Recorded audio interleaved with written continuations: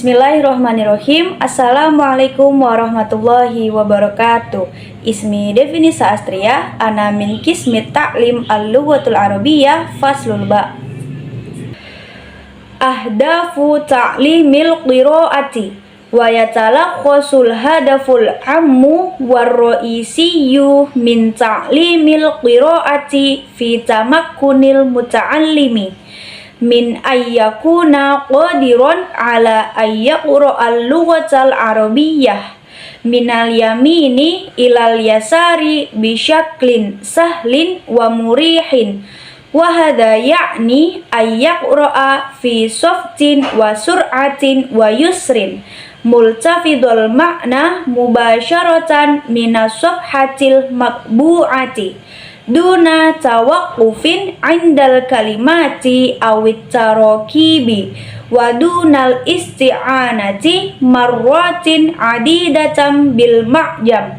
Maksudnya di sini adalah tujuan umum dan utama dari pengajaran membaca adalah agar siswa dapat membaca bacaan Arab dengan lancar, nyaman, dan dapat mengetahui makna dari bacaan Arab tersebut dengan baik.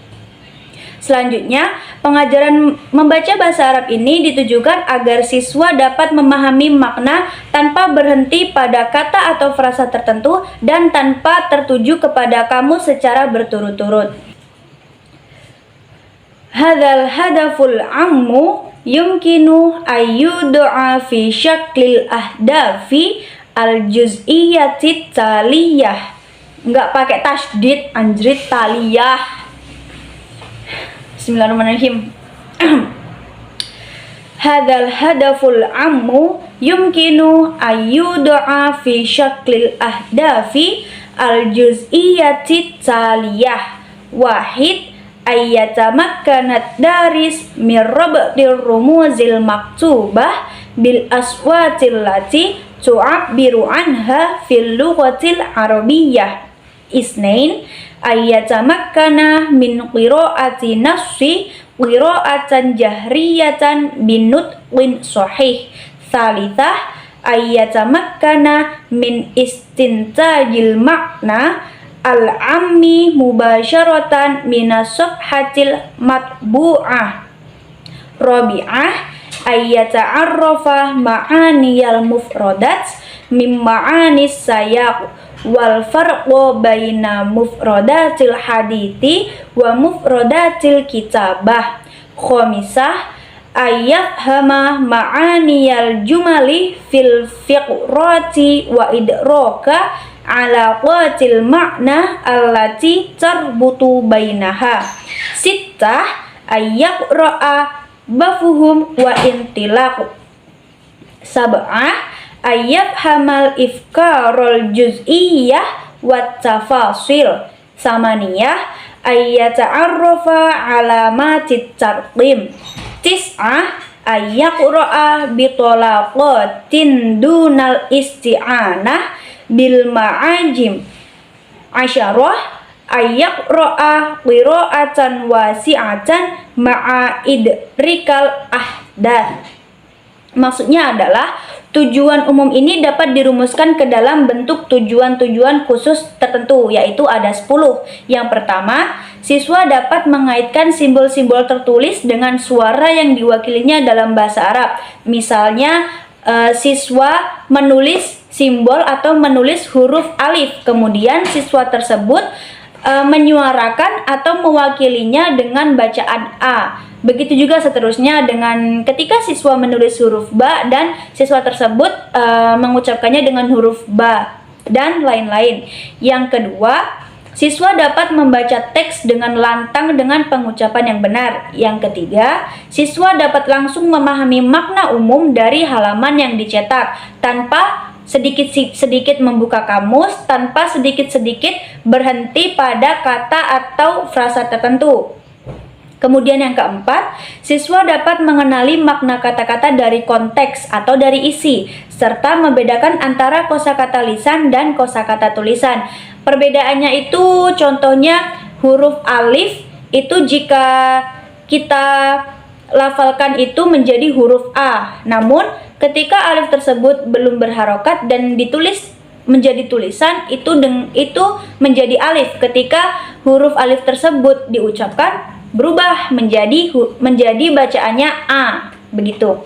Yang nomor 5, siswa dapat memahami makna kalimat dalam paragraf dan menyadari hubungan makna yang menghubungkan antar kalimat. Di sini disinggung dalam artian penghubung dari kata ke kata maupun penghubung dari paragraf satu ke paragraf yang lainnya. Penghubung tersebut dalam bahasa Arab itu bisa berupa huruf athof yang dilambangkan dengan wawu dan sebagainya.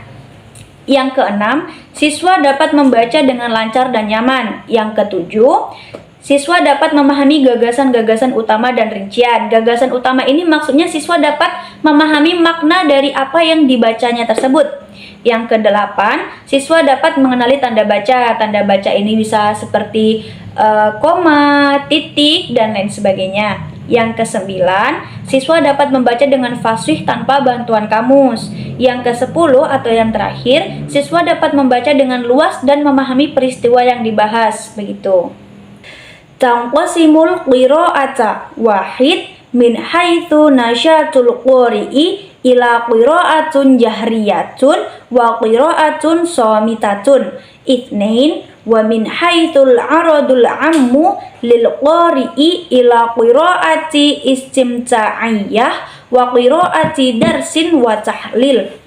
Tsalitsah wa min haitsul aradul khassu lil qari'i ila qira'atin liqada'i waqtil fara' wa qira'atin min ajlil husuli ala ma'lumatin muayyinah wa qira'atin min ajlil husuli ala tafasul wa qira'atu min ajlit ta'ammuli wa takhlili wal istintaj.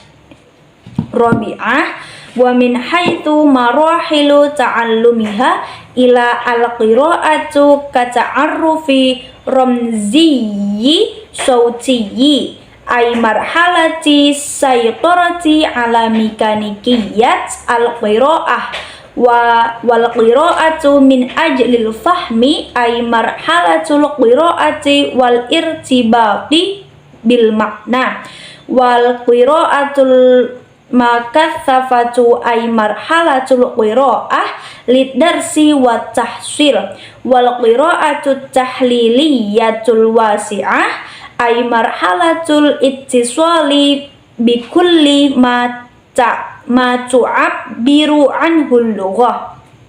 Maksudnya adalah teks tersebut membahas bagian-bagian jenis membaca. Berikut adalah pembagian membaca. Yang pertama ada berdasarkan aktivitas pembaca. Berdasarkan aktivitas pembaca ini terbagi menjadi dua. Yang pertama ada membaca dengan suara keras atau nyaring. Yang kedua ada membaca diam atau membaca sunyi. Aktivitas ini sama-sama membaca, namun bedanya yang pertama menggunakan suara dan dapat didengar oleh orang lain, dan yang kedua itu membaca dengan diam atau di dalam hati. Namun membaca diam ini tetap harus memahami makna dari bacaan tersebut. Yang kedua ada berdasarkan tujuan umum pembaca. Ini ada membaca untuk hiburan, ada membaca untuk belajar dan analisis, adapun maksud dari membaca untuk hiburan itu seperti membaca dongeng, membaca komik, membaca puisi, dan lain sebagainya. Dan membaca untuk belajar atau analisis itu membaca buku bacaan, membaca laporan-laporan, dan membaca karya-karya ilmiah tertentu yang berkaitan dengan ilmu pengetahuan.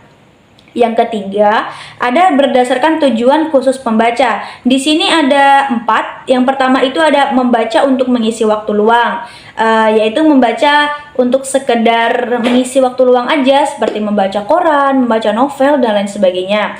Yang selanjutnya ada membaca untuk mendapatkan informasi tertentu. Nah, membaca koran tadi bisa termasuk ke dalam membaca untuk mengisi waktu luang dan membaca untuk mendapatkan informasi tertentu, begitu. Nah, kadang kan banyak dari bapak-bapak itu yang membaca koran itu hanya untuk sekedar mengisi waktu luang. Namun, dari membaca yang sekedar mengisi waktu luang tersebut, beliau bisa mendapatkan informasi-informasi tertentu dari surat kabar yang dibacanya itu.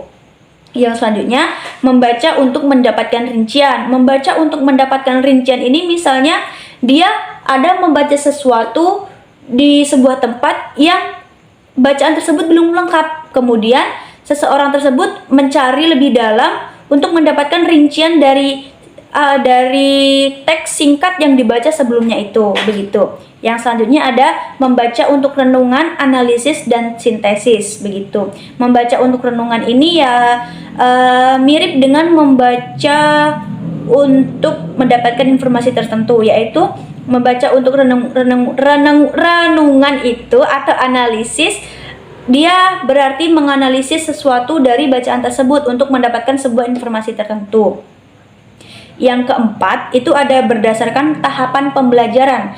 Tahapan pembelajaran ini terbagi lagi menjadi 4. Yang pertama ada membaca sebagai pengenalan simbol suara, yaitu tahapan menguasai mekanisme membaca. Itu tahapan paling awal, yaitu pengenalan simbol suara. Misalnya huruf A dibaca A, huruf B dibaca B, dan selanjutnya.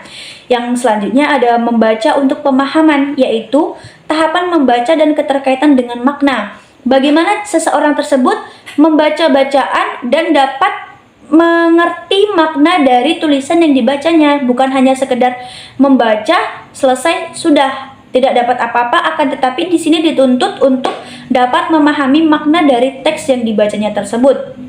Yang selanjutnya ada membaca intensif, yaitu tahapan membaca untuk belajar dan memperoleh pengetahuan.